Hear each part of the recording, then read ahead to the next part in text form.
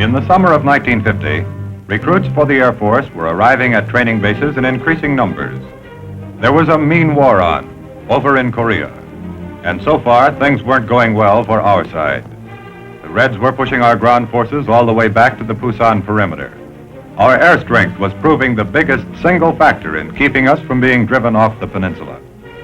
That air strength had to be kept up and increased. This called for a program of intensive training in all phases of maintenance and operation. Naturally, there was a lot of emphasis on the training of pilots.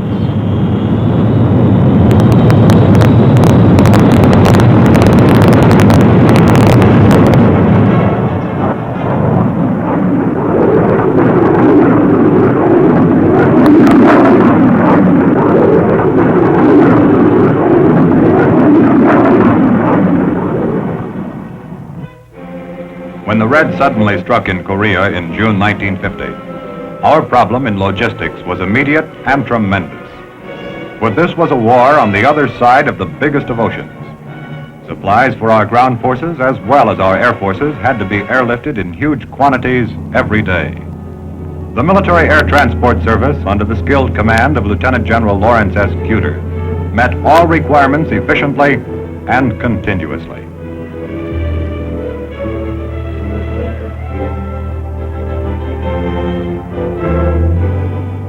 The Pacific Airlift was a well-oiled engine of supply. The civilian airlines were called on for help and at once turned over 66 transport aircraft and their crews to be used in the airlift. Before long, there were 206 airplanes in operation, including the converted civilian airliners and aircraft of the Military Air Transport Service. It was the biggest wartime operation of its kind in history. By September 1950, when the Korean conflict was 3 months old, the MATS Pacific Airlift was averaging 250,000 airplane miles per day.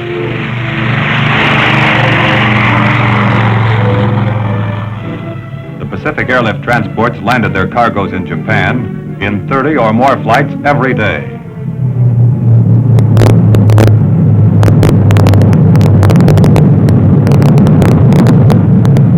From here, it was the job of the Combat Cargo Command, organized and commanded by Major General William H. Tunner, to haul men and supplies to the Korean battle zone. While our ground forces were being driven back to the Pusan perimeter, our overall strength was fast building up, and a vital part of that strength was in the more than 100 tons of supplies that MATS was delivering every day. One day late in August of this fateful year of 1950, a C-47 from Japan arrived at the Daegu airfield inside the Pusan perimeter. Our big push to the north was in preparation, and there was to be a conference of top-level commanders representing all three of the armed services. The naval group was headed by Admiral Joy and Vice Admiral Struble, commander of Joint Task Force 7. Our air strength was represented by the commander of the 5th Air Force, Major General Partridge, and by Lieutenant General Stratemeyer, head of the Far East Air Forces with headquarters in Tokyo. Lieutenant General I.H. Edwards, acting Deputy Chief of Staff, Operations USAF, came from Washington for the conference. In the air action that followed, in the 10 days or so just before the Incheon landing, the workhorses were the B-29s. We had 140 of them ready for business. Their mission was twofold: to neutralize the enemy ground forces that still surrounded the Pusan perimeter in considerable numbers, and to attack all Korean airfields in enemy hands. Our air forces flew more than 3,000 sorties in the week before the Incheon operation.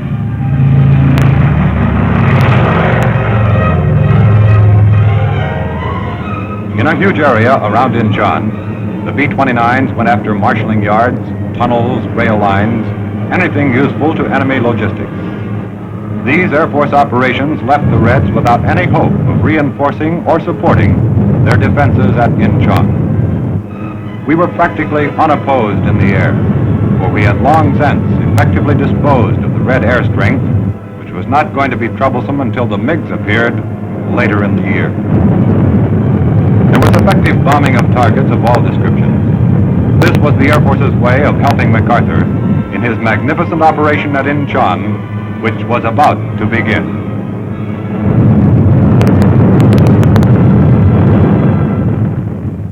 On the morning of 15 September 1950, at Incheon, on Korea's west coast, 150 miles behind the front at the Pusan perimeter, our naval elements went to work to soften up the Red defenses. An unpleasant surprise for the invaders who had taken over nearly the whole peninsula.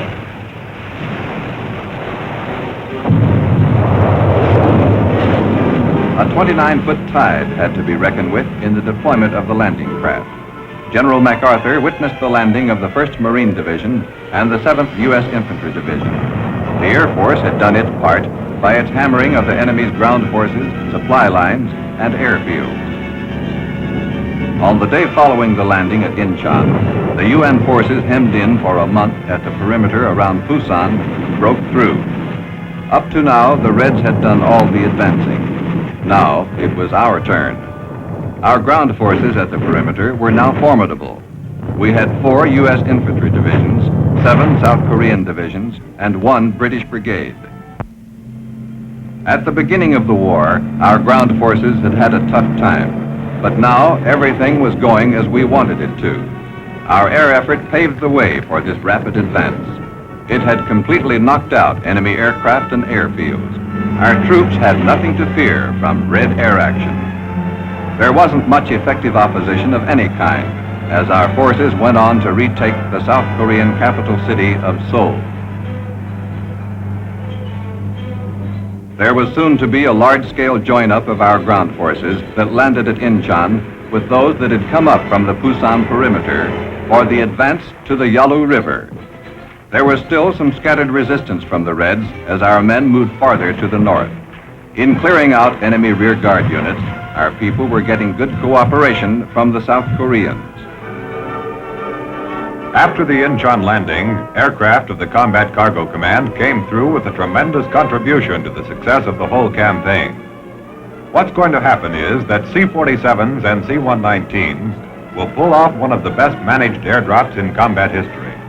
And they're going to do it in enemy territory, about 30 miles north of the captured North Korean capital, Pyongyang.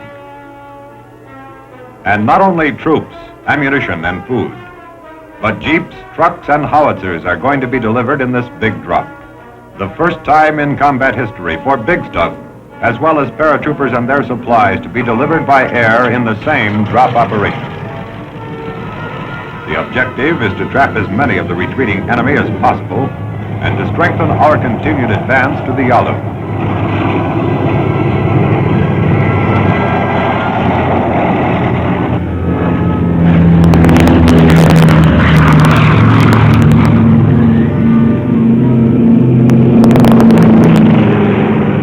Nearly 4,000 paratroopers and their supplies are going to be dropped in the 4-day operation, along with a great deal of heavy equipment. Exercise Swarmer, held earlier in the year in South Carolina, had been a valuable rehearsal for this operation in Korea. Although at the time, nobody realized that the game was going to be played for keeps so soon.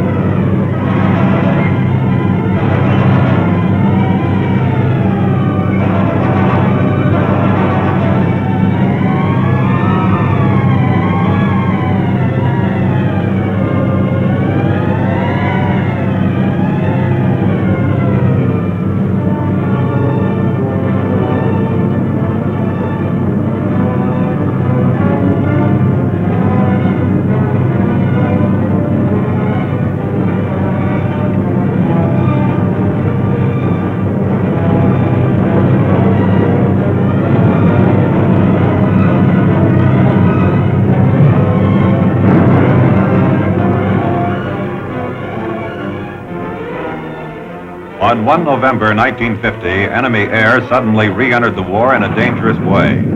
In other words, the Russian-built MiG-15s made their debut in Korea. Our F-80s take on the MiGs. F-86s have been sent for, but in the meantime, the F-80s do all right. It was in an F-80 that Lieutenant Russell Brown shot down the first MiG, the first of many. Cameras mounted on the wings of our fighters automatically photographed the air battle.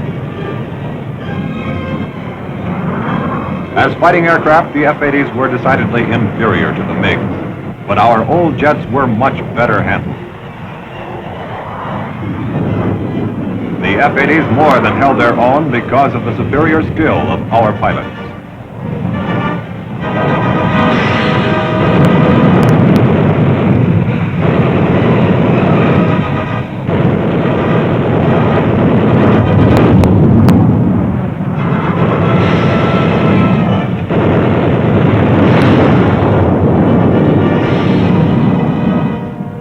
Only a little more than a month after the breakthrough at the perimeter and the Incheon landing, virtually all of Korea was in our hands.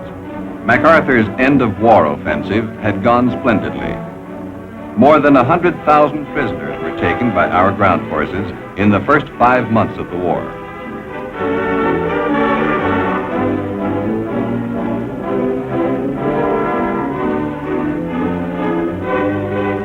A lot of them had frozen feet.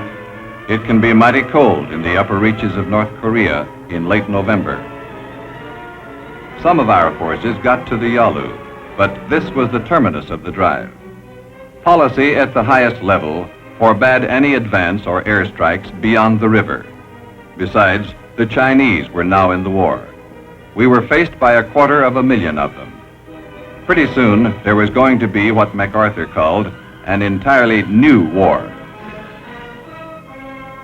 The decisive force so far in the Korean conflict was our air power, in spite of the fact that at this time, December 1950, our Air Force was still suffering from the economy budgets that followed World War II.